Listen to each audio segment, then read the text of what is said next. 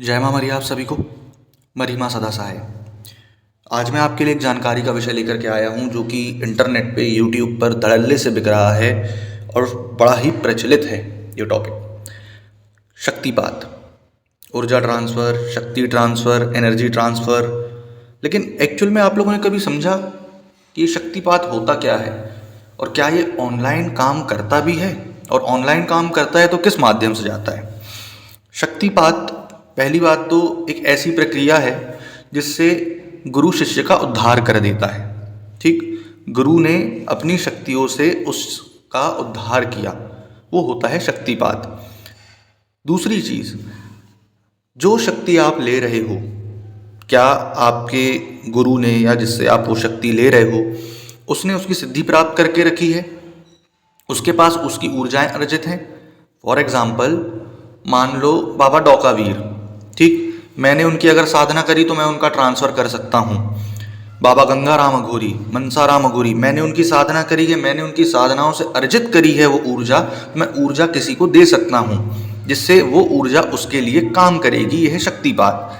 लेकिन मुझे उसको ऊर्जा देने के लिए हवन, उसे स्पर्श करना, उतने मंत्र जाप करके उतनी ऊर्जा इकट्ठा करके उसको स्पर्श करना होता है।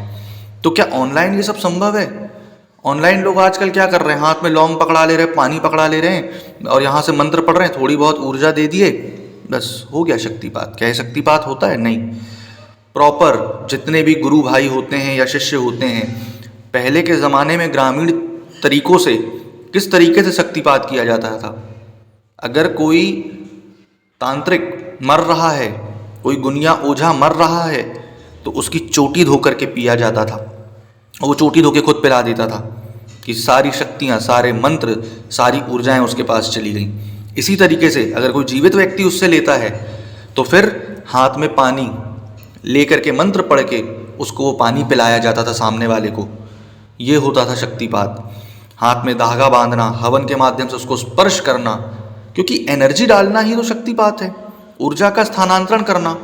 शक्तिपात एक बात समझ लो, बहुत सिंपल वे में समझा देता हूँ अब, है ना।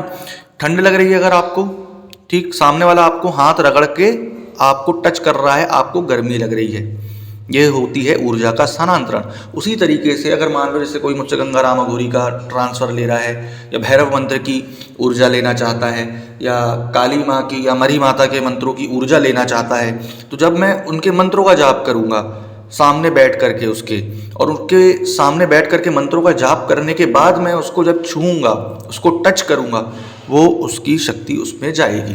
फॉर एग्जाम्पल समझिएगा, भानुमति का पिटारा, मैंने वो साधना मेरे गुरुमुखी है, लिखी हुई रखी है, लेकिन अभी तक मैंने वो साधना ट्राई नहीं करी।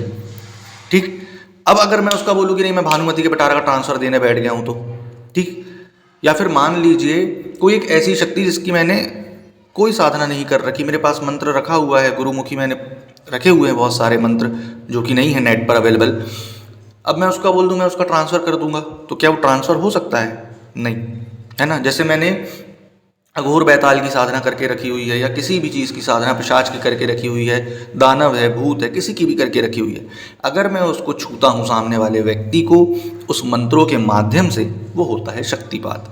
अन्यथा किसी चीज़ में शक्तिपात नहीं होता बिना छुए। तो अगर आप शक्तिपात ले रहे हैं ऑनलाइन, अगर शक्तिपात का ट्रांसफ़र ले रहे हैं तो बड़ा गलत है, क्योंकि वो चीज़ आपके पास प्रॉपर किस वे में पहुंचेगी।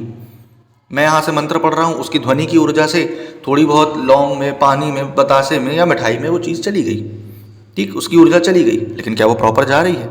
नहीं। दैट इज़ वाई अगर आप शक्तिपात लेते हैं किसी से भी, है ना, किसी से भी, तो बड़ा सोच समझ करके लीजिए, क्योंकि कई लोग क्या करते हैं, शक्ति ले तो लेते हैं, शक्तिपात आके भी करवा लेते हैं, परंतु वो शक्ति संभाल नहीं पाते फिर, है ना। तो उसको सबसे बड़ी चीज़ संभालना होता है। जैसे कि सबसे पहले अगर बोला जाए, द्वापर में सबसे पहले शक्तिपात किसने करा था? श्री कृष्ण ने अर्जुन का, है ना। अपने दिल से उनको दिल को मिलाया, वो बन गए, वो बन गया, है ना। शक्तियाँ ट्रांसफ़र होने लगी, ऊर्जा ट्रांसफ़र होने लगी। उसके बाद देखिए युद्ध कैसा हुआ, परिणाम क्या निकला, भगवत गीता में ज्ञान मिलता है इस चीज़ का। तो शक्तिपात एक्चुअल में वो मतलब होता है। आशा करूँगा आपको जानकारी पसंद आई होगी। जय माँ मरी।